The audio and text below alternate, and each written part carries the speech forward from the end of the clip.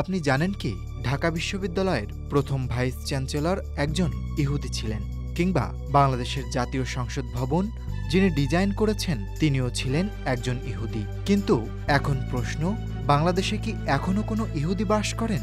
যদি করেন তাহলে তারা কারা, কোথায় থাকেন, কি করেন? ইহুদি সম্প্রদায়ের উপমহাদেশে আগমন ঘটে মূলত মধ্যপ্রাচ্য থেকে, বিশেষ করে ইরাক, ইরান ও বাগদাদ অঞ্চল থেকে। 1800 ও 19 শতকে কিছু ইহুদি ব্যবসায়ী ও পণ্ডিত পূর্ববঙ্গে পাড়ি জমান। তাদের বসবাসের কেন্দ্র ছিল মূলত চট্টগ্রাম, ঢাকা এবং রাজশাহী। চট্টগ্রামে একটি ইহুদি কবরস্থান এবং একটি ছোট সিনাগগের অস্তিত্ব একসময় ছিল। আজ তার কোনো চিহ্ন দৃশ্যমান না থাকলেও ইতিহাসবিদদের রেফারেন্সে এর প্রমাণ মেলে। ঢাকায় ছিল কিছু ইহুদি পরিবারের বসতি, যারা মূলত ব্যবসায়ী ও শিক্ষাবিদ ছিলেন। রাজশাহীতেও ব্রিটিশ আমলে ইহুদি পরিবার বসবাস করত বলে জানা যায়। বিশেষত স্থানীয় বাণিজ্য কর্মকাণ্ডে তারা যুক্ত ছিলেন। এখন আসি সেই সব ব্যক্তিত্বের কথায়, যারা ইহুদি হয়েও বাংলাদেশের ইতিহাস ও সংস্কৃতিতে অমূল্য অবদান রেখেছেন। ডক্টর ফিলিপ জোসেফ হার্টগ, তিনি ছিলেন ঢাকা বিশ্ববিদ্যালয়ের প্রথম ভাইস চ্যান্সেলর। একজন ব্রিটিশ ইহুদি শিক্ষাবিদ হিসেবে তিনি উপমহাদেশের উচ্চশিক্ষা ব্যবস্থায় বিপ্লব ঘটান। বিশেষ করে তৎকালীন পূর্ববঙ্গের কোনো শিক্ষা প্রতিষ্ঠানে যখন ভালো কোনো শিক্ষক আসতে চাইতেন না, ডক্টর হার্টগ তখন এসেছিলেন। লুই আইসডোর কান, বাংলাদেশের গর্ব, জাতীয় সংসদ ভবনের নকশাকার, তিনিও ছিলেন ইহুদি। আমেরিকার একজন স্থাপত্যবিদ হিসেবে তিনি সংসদ ভবনকে শুধু ভবন হিসেবে নয়, বরং আলো ছায়ার মধ্য দিয়ে জাতিসত্তার প্রতীক হিসেবে নির্মাণ করেন। এছাড়া শহীদ সোহরাওয়ার্দী হাসপাতালের স্থাপত্য নকশাও তিনি করেন।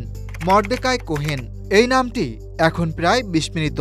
তিনি ছিলেন রাজশাহী বেতার কেন্দ্রের একজন সংবাদ পাঠক, পরবর্তীতে পাকিস্তান টেলিভিশনের একজন ইংরেজি নিউজ অ্যাঙ্কার।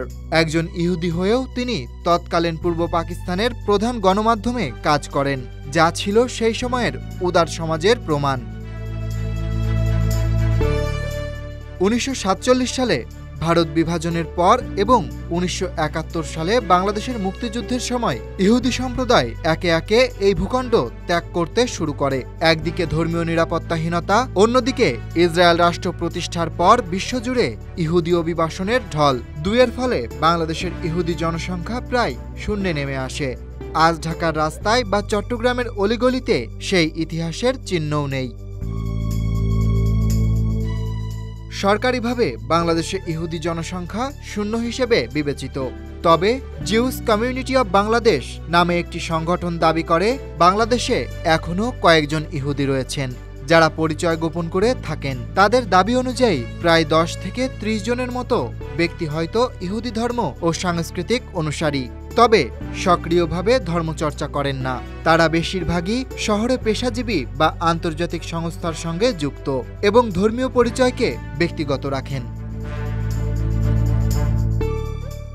ইহুদি সম্প্রদায়ের ছোট্ট সেই অধ্যায় হয়তো শেষ, কিন্তু তারা রেখে গেছেন একটি অদৃশ্য সাংস্কৃতিক ছাপ। ঢাকা বিশ্ববিদ্যালয়ের স্থাপত্য, সংসদ ভবনের আলো ছায়া অথবা এক রেডিওর কণ্ঠস্বর, সবখানেই লুকিয়ে আছে সেই অতীত। তারা সংখ্যায় ছিল কম, কিন্তু তাদের অবদান ছিল গভীর। বাংলাদেশের মুক্তমনা সমাজ কাঠামোর অংশ হিসেবে ইহুদিদের অবদানও ইতিহাসে স্থান পাওয়া উচিত। Desk report, Dhaka express.